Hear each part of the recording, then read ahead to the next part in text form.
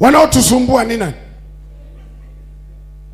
Yaani gharama kubwa tunazozifanya katika ujenzi, tunapambana na mwizi.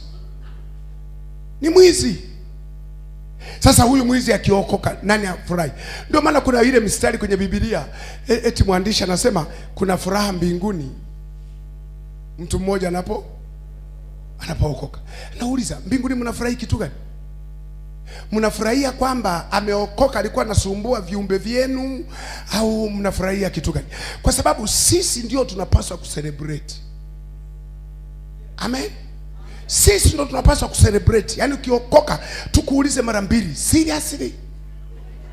Umeokoka kabisa? Kwa hiyo sasa hakuna haja kufunga milango yetu, umeokoka kabisa. Kwa hiyo tujue kabisa kwamba mabinti zetu na vijana wako salama. Kijana umeokoka.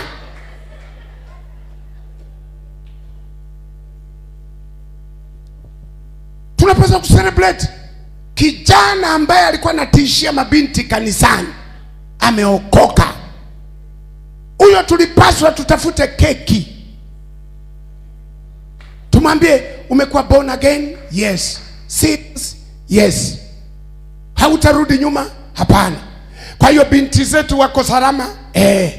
Kwa hiyo hata wakiimba praise wawe na kazi ya kumkemea shetani, sio wewe. Kwa hiyo mabinti zetu wataolewa bila shida.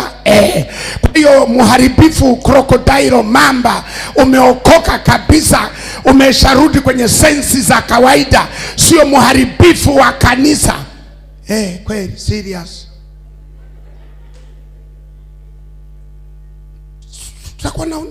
Hatutakuwa na shida. Lakini sasa hivi kila kijana ukimwangalia unajiuliza, huyu ni memba wa chachi au ni kakrokodilo kamamba kamekuja kutafuta tubinti twetu? Unajiuliza, haka kabinti ni ka Christian material au ni kajini material kamekuja kutafuta vijana wetu? Ndio kanataka hawa, nataka smartphone, hizo nataka iPhone, sio nataka simu ya macho matatu. Aliyekwambia hapa kuna vijana wanaogawa macho matatu nani? Alafu wakupe hiyo kama wewe nani?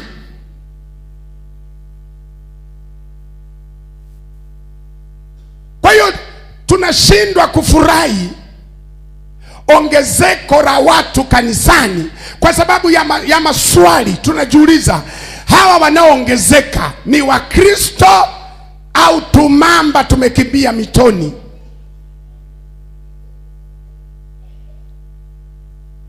Tulisikia wakati tunaimba ile wimbo, na mto nane mtoni, kwa tukafikiria hapa kanisani kuna mto, tumamba tukaja.